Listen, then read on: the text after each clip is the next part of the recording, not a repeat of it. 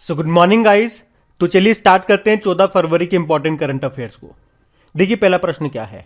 अभी हाल ही में आरबीआई ने ई रूपी की सीमा को 10,000 रुपए से बढ़ाकर कितना कर दिया? तो आंसर होगा 1,00,000 रुपए। तो पहले तो ये लाइन याद रखना कि आरबीआई ने ई रूपी डिजिटल वाउचर की लिमिट को 10,000 रुपए से बढ़ाकर कितना कर दिया? 1,00,000 रुपए। अब बात करते हैं ई रूपी क्या है। देखो इसे 2 अगस्त 2021 को प्रधानमंत्री नरेंद्र मोदी ने इसे लॉन्च किया था।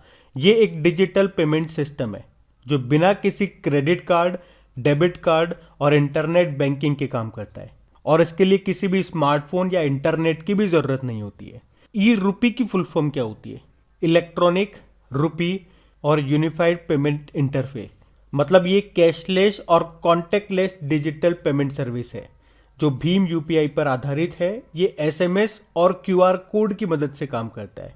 ये असल में एक प्रीपेड रिचार्ज कूपन की तरह काम करता है, यानी कि इसमें एक निश्चित अमाउंट स्टोर्ड होता है जो रिडीम करने पर बेनिफिशियरी के अकाउंट में जमा हो जाता है। इसको आप उस तरह से समझ सकते हो जैसे कि हमारे पहले रिचार्ज कूपन नहीं आते थे क्या मोबाइल के, जिससे रिचार्ज करने पर जो रिचार्ज कूपन की अमाउंट राशि होती थी वो हमारे मोबाइल अकाउंट में जमा हो जाती थी। उसी तरह से तो ई रूपी ये लाभार्थी के रजिस्टर्ड मोबाइल नंबर पर एसएमएस या क्यूआर कोड के जरिए भेजा जाता है जो सिर्फ लाभार्थी को ही देय होता है, यानी कि कोई दूसरा उसे रिडीम नहीं कर सकता। तो अभी आरबीआई ने ई रूपी की सीमा को 10,000 रुपए से बढ़ाकर कितना कर दिया? 1,00,000 रुपए। अच्छा, आरबीआई की स्थापना कब होती है? 1 अप्रैल 1935 में। इसका हेडक्वार्टर मिलेगा आपको मुंबई में। गवर्नर कौन है? शक्तिकांत दास है, 25वें नंबर के हैं। और पहले गवर्नर कौन थे? पहले ब्रिटिश गवर्नर थे ऑसबॉर्न स्मिथ और पहले इंडियन गवर्नर थे सीडी देशमुख। अच्छा, आरबीआई की स्थापना किस समिति की सिफारिश पे होती है? यंग हिल्टन आयोग। और इसका राष्ट्रीयकरण कब हुआ था? 1 जनवरी 1949 को। और आरबीआई के एक पूर्व गवर्नर थे उर्जित पटेल। इनसे 2 प्रश्न याद रखना। एक तो इन्होंने बुक लिखी है overdraft saving the Indian saver, और अभी ये एशियन इंफ्रास्ट्रक्चर इन्वेस्टमेंट बैंक के उपाध्यक्ष भी बन गए हैं। अच्छा, आरबीआई की रिपोर्ट के अनुसार देश का सबसे बड़ा मैन्युफैक्चरिंग हब कौन सा राज्य बन गया है? तो आंसर होगा गुजरात। तो इतना आप याद रखना, बढ़ते आगे।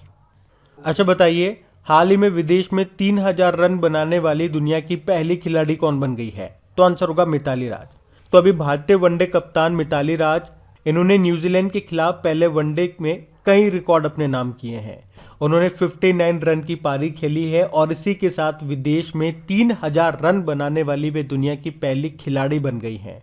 उन्होंने विदेश में 30 बार 50 प्लस स्कोर बनाया है और वे इस मुकाम पर पहुंचने वाली भी दुनिया की पहली महिला खिलाड़ी बन गई है। और वैसे आपको मिताली राज से याद आएगा, अंतरराष्ट्रीय क्रिकेट में 10,000 रन बनाने वाली पहली भारतीय महिला क्रिकेटर कौन बनी थी? मिताली राज। और अगर आपसे पूछा जाए पिंक बॉल क्रिकेट में टेस्ट शतक बनाने वाली पहली भारतीय महिला क्रिकेटर का नाम क्या है? स्मृति मंधाना। और सभी फॉर्मेट में डेब्यू करने वाली सबसे युवा भारतीय क्रिकेटर कौन बनी थी? शेफाली वर्मा। और बिग बैश लीग में शतक लगाने वाली पहली भारतीय महिला क्रिकेटर बनी थी कौन? स्मृति मंधाना। और इन्हीं के नाम से हमने पढ़ा था कि ICC women's cricketer of the year का अवार्ड और Rachael Heyhoe Flint award किसने जीता? स्मृति मंधाना ने। और अगर आपसे पूछा जाए कि डोप प्रतिबंध पाने वाली पहली महिला क्रिकेटर कौन बनी थी? तो आंसर होगा अंशुला राव। और भारत की पहली महिला क्रिकेट कमेंट्रेटर का निधन हो गया, उनका नाम क्या था? चंद्रा नायडू। और सबसे बुजुर्ग टेस्ट क्रिकेटर का भी निधन हो गया था, उनका नाम क्या था? इलीन एश था। और यहाँ पे मिताली राज से एक और प्रश्न आप याद रख सकते हो कि इंग्लैंड की पूर्व कप्तान चार्लोटे एडवर्ड को पछाड़ करके सबसे ज्यादा रन बनाने वाली खिलाड़ी बनी थी कौन? मिताली राज। तो ये सारे इंपॉर्टेंट पॉइंट्स मैंने आपको बताए जो भी करंट अफेयर्स में थे, इनको याद रखना, बढ़ते आगे। फिर बताइए, अभी हाल ही में राष्ट्रीय कृमि मुक्ति दिवस कब मनाया गया? तो आंसर होगा 10 फरवरी को। तो लोगों को डी वार्मिंग के बारे में जागरूक करने के लिए 10 फरवरी को ये नेशनल डी वार्मिंग डे के रूप में मनाया जाता है, यानी कि राष्ट्रीय कृमि मुक्ति दिवस। इस दिन की शुरुआत स्वास्थ्य व परिवार कल्याण मंत्रालय ने 2015 में की थी, जिसका उद्देश्य क्या है? आंतों के कीड़ों के बारे में जागरूकता बढ़ाना। अब इंपॉर्टेंट डे वाला क्वेश्चन है, चलिए देखते हैं एक बार फरवरी में कौन कौन से डे मनाए हमने। 1 फरवरी को भारतीय तट रक्षक बल ने अपना स्थापना दिवस मनाया। 2 फरवरी को वर्ल्ड वेटलैंड डे होता है, विश्व आर्द्र भूमि दिवस। 4 फरवरी को वर्ल्ड कैंसर डे 8 फरवरी को सेफर इंटरनेट डे होता है। 10 फरवरी को विश्व दलहन दिवस वर्ल्ड पल्सेस डे होता है। 11 फरवरी को विज्ञान में महिलाओं और लड़कियों का अंतर्राष्ट्रीय दिवस यानी कि international day of women and girls in science. 11 फरवरी को वर्ल्ड यूनानी डे होता है। 12 फरवरी को राष्ट्र उत्पादकता दिवस नेशनल प्रोडक्टिविटी डे होता है। 13 फरवरी को वर्ल्ड रेडियो डे होता है और 13 फरवरी को ही हमने राष्ट्र महिला दिवस के रूप में मनाया। तो ये सारे डेज आपको याद रखने हैं। और देखो जनवरी के भी सारे डेज आपको याद होने चाहिए। उसके लिए एक सेपरेट वीडियो भी मैंने बना दिया और उसका क्विज भी अपलोड कर दिया आपकी क्रिक एग्जाम एप्लीकेशन पे। तो वो वीडियो तो देख ही लेना, साथ में वो क्विज की प्रैक्टिस भी करते रहो ताकि चीज़ें आपको याद भी रहे। हम बढ़ते आगे। फिर बताइए, अभी हाल ही में सिंगल विंडो पोर्टल लॉन्च करने वाला पहला केंद्र शासित प्रदेश कौन सा बन गया? तो आंसर होगा जम्मू कश्मीर। तो अभी जम्मू कश्मीर के जो उपराज्यपाल लेफ्टिनेंट गवर्नर हैं, अभी उन्होंने सिंगल विंडो पोर्टल को लॉन्च किया है, जिसे नेशनल सिंगल विंडो के साथ एकीकृत यानी कि इंटीग्रेट किया गया। और इसी के साथ ये पहला केंद्र शासित प्रदेश यानी कि यूनियन टेरिटरी बन गया है जिसने नेशनल सिंगल विंडो सिस्टम के साथ एकीकृत पोर्टल को लॉन्च किया। इस पोर्टल पर 130 औद्योगिक सेवाओं को ऑनलाइन उपलब्ध कराया गया है। नेशनल सिंगल विंडो सिस्टम की बात करें तो ये सितंबर 2021 में लॉन्च किया गया था, जो कि एक सिंगल विंडो पोर्टल है। मतलब जो भी निवेशक होते हैं, जो भी उद्यमी होते हैं, उन्हें सरकार से जो भी आवश्यक परमिशंस चाहिए होती है ना, उसके लिए उन्हें अलग अलग जगह जाने की जरूरत नहीं है। सब इसी पोर्टल पे उनका काम हो जाएगा। तभी तो इसको कहा गया सिंगल विंडो पोर्टल। मतलब ये एक ही विंडो है, यहाँ पे आपके सारे काम हो जाएंगे, आपको 10 जगह जाने की जरूरत नहीं है। अब बात यहाँ पे जम्मू कश्मीर की है। तो ये रहा मैप में जम्मू कश्मीर। देखो इसकी कैपिटल क्या हो गई? जम्मू भी है और श्रीनगर भी है। समर कैपिटल श्रीनगर है, विंटर कैपिटल जम्मू है। और इसके लेफ्टिनेंट गवर्नर वर्तमान में कौन है? मनोज सिन्हा है।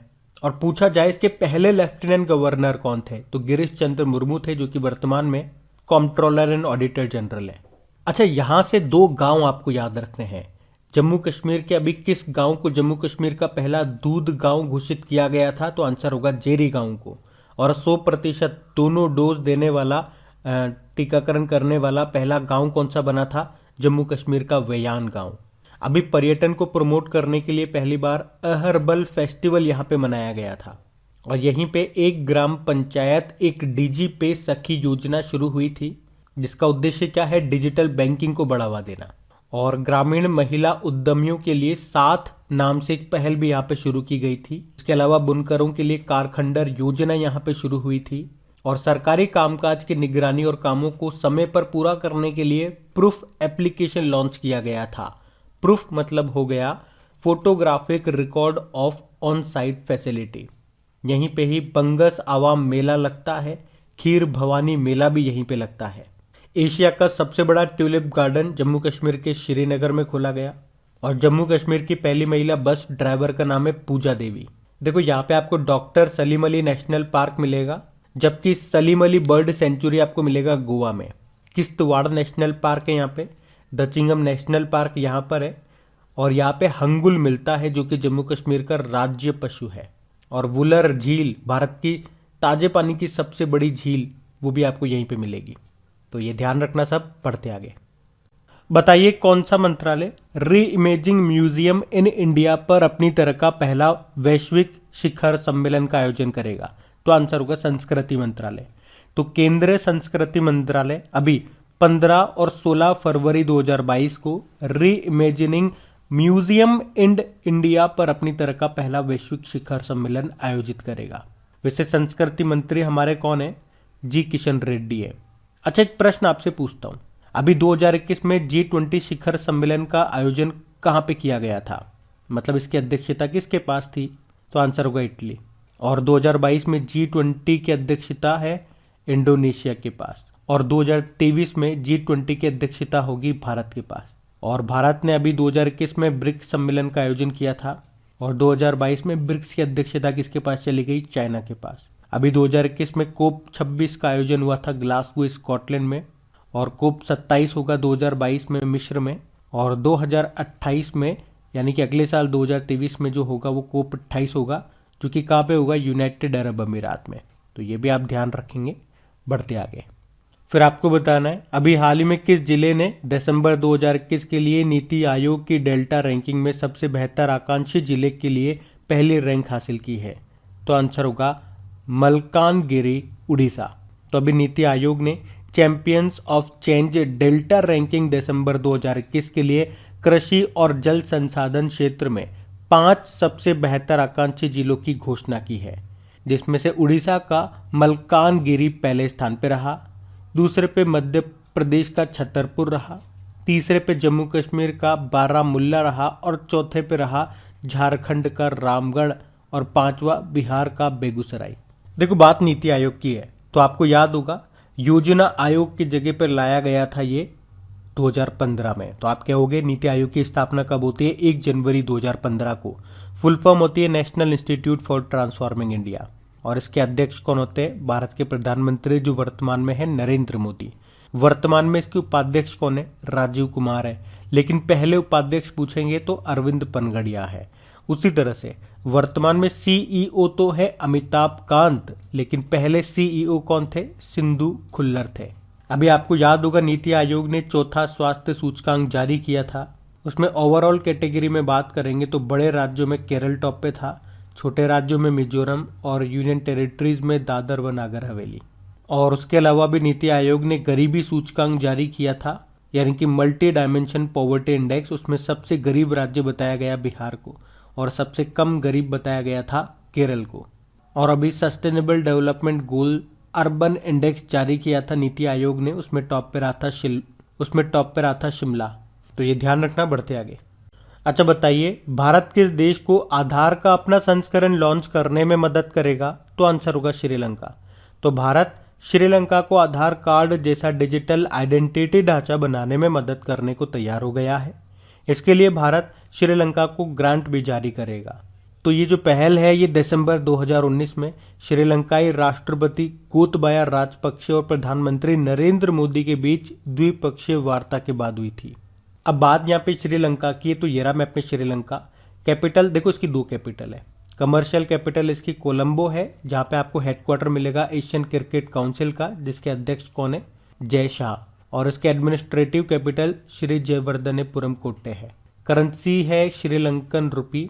प्रेसिडेंट हो गए गोतबाया राजपक्षे और प्रधानमंत्री हैं महिंद्रा राजपक्षे। भारत और श्रीलंका के बीच में आपको एक स्ट्रेट भी मिलेगा, उसका नाम है पाक स्ट्रेट, हिंदी में कहेंगे पाक चलडमरू मध्य। और श्रीलंका के साथ कौन कौन सी एक्सरसाइज करते हैं हम? मित्र शक्ति करते हैं और स्लाइनेक्स नाम की एक्सरसाइज भी करते हैं। उसके अलावा आपको याद होगा मैच फिक्सिंग को अपराध की श्रेणी में रखने वाला पहला एशियाई देश यही था श्रीलंका। और साउथ एशिया का सबसे ऊंचा टावर भी बना है श्रीलंका में, जिसका नाम है लोटस, जिसकी ऊंचाई 350 मीटर। अच्छा वैसे श्रीलंका के साथ अभी नवंबर 2021 की बात है, हमने दोस्ती नाम का अभ्यास भी किया था, लेकिन इसमें भारत और श्रीलंका ही नहीं है, इसमें भारत भी है, श्रीलंका भी है और मालदीव भी होता है। तो ये भी आप ध्यान रख सकते हैं। बढ़ते आगे। अच्छा बताइए अभी हाल ही में किस राज्य सरकार ने उच्च शिक्षा का विस्तार करने के लिए ब्रिटिश काउंसिल के साथ समझौता किया? तो आंसर होगा तेलंगाना। तो अभी शैक्षिक अवसरों और सांस्कृतिक आदान प्रदान के लिए तेलंगाना सरकार और ब्रिटिश काउंसिल ने आपस में समझौता किया है। अब समझौता किया तेलंगाना ने, तो ये रहा मैप में तेलंगाना। देखो तेलंगाना की कैपिटल क्या है? हैदराबाद है। और हैदराबाद किस नदी के किनारे स्थित है? तो मूसी नदी के किनारे। और हैदराबाद से कुछ इंपॉर्टेंट प्रश्न मैंने आपको बताए थे, जैसे कि दुनिया का सबसे बड़ा मेडिटेशन सेंटर कहाँ पे शुरू हुआ? हैदराबाद में। अभी हमने पढ़ा था भारत का पहला ओपन रोक संग्रहालय कहाँ पे खुला? हैदराबाद में। अभी हमने पढ़ा था स्टैच्यू ऑफ इक्विलिटी का उद्घाटन कहाँ पे किया गया? हैदराबाद में, जो कि रामानुजाचार्य की 216 फीट ऊंची प्रतिमा है और ये दुनिया की दूसरी सबसे ऊंची बैठी हुई स्टैच्यू है। अभी 2020 tree city of the world के रूप में मान्यता प्राप्त करने वाला एकमात्र भारतीय शहर बना हैदराबाद। उसके अलावा दुनिया का पहला mobile water from air kiosk और वाटर नॉलेज सेंटर ये कहाँ पे स्थापित किया गया? हैदराबाद में ही। भारत का पहला ट्रांसजेंडर कम्युनिटी डेस्क कहाँ पे खुला? हैदराबाद में ही। और हैदराबाद में आपको मिलेगा नेहरू जूलॉजिकल पार्क। अभी उसे आईएसओ सर्टिफिकेट मिला और इसी के साथ ये आईएसओ सर्टिफिकेट पाने वाला देश का पहला चिड़ियाघर भी बना। बाकी यहाँ के मुख्यमंत्री का नाम है के चंद्रशेखर राव। गवर्नर कौन है? तमिलिसाई सौंदरराजन। और इनके नाम से आपको याद आएगा अभी पुडुचेरी के लेफ्टिनेंट गवर्नर का ये अतिरिक्त प्रभार एडिशनल चार्ज भी संभाल रही हैं। किनकी जगह ली इन्होंने? किरण बेदी की। और किरण बेदी से एक प्रश्न बनेगा आपके लिए। अभी इन्होंने एक बुक लिखी है, उस बुक का नाम क्या है? कमेंट बॉक्स में टाइप करके बताइए।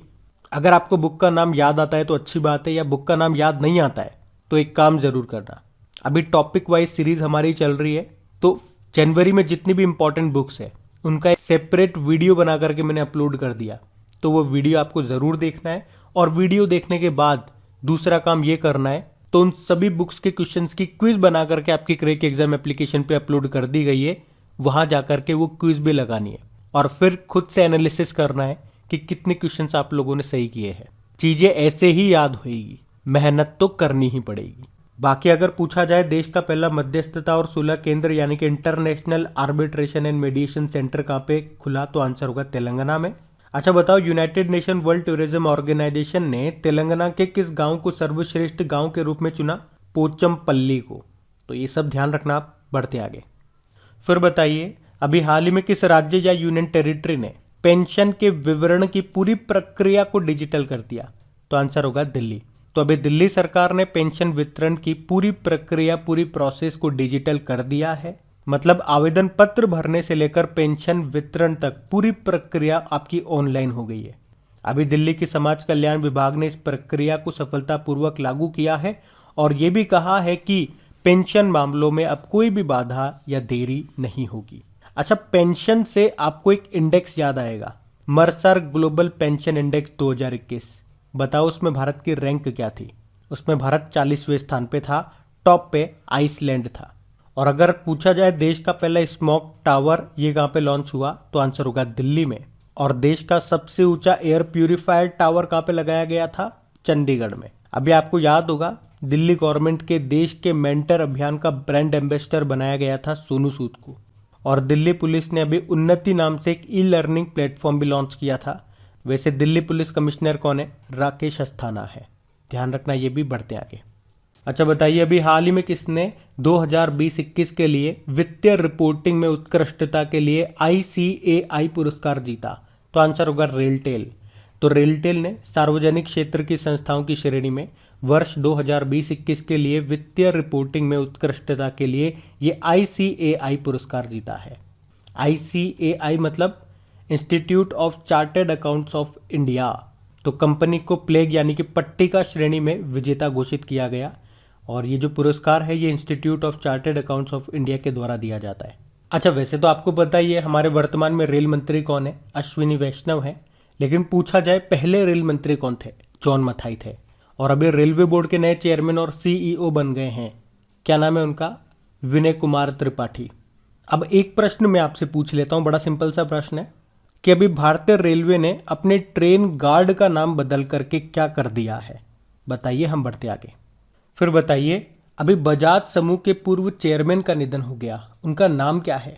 राहुल बजाज। तो बजाज ग्रुप के पूर्व चेयरमैन और पद्म भूषण पुरस्कार से सम्मानित राहुल बजाज का अभी 83 वर्ष की उम्र में निधन हो गया। तो इनका नाम ध्यान रखना। अब बात करते कल के वीडियो में पूछे गए प्रश्न के उत्तर की।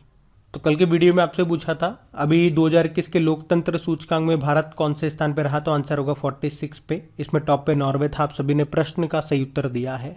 और गाइज, अगर सेशन अच्छा लगा है तो प्लीज़ इसे शेयर ज़रूर कीजिए, वीडियोस को सपोर्ट ज़रूर कीजिए और इसे लाइक करना मत भूलिएगा।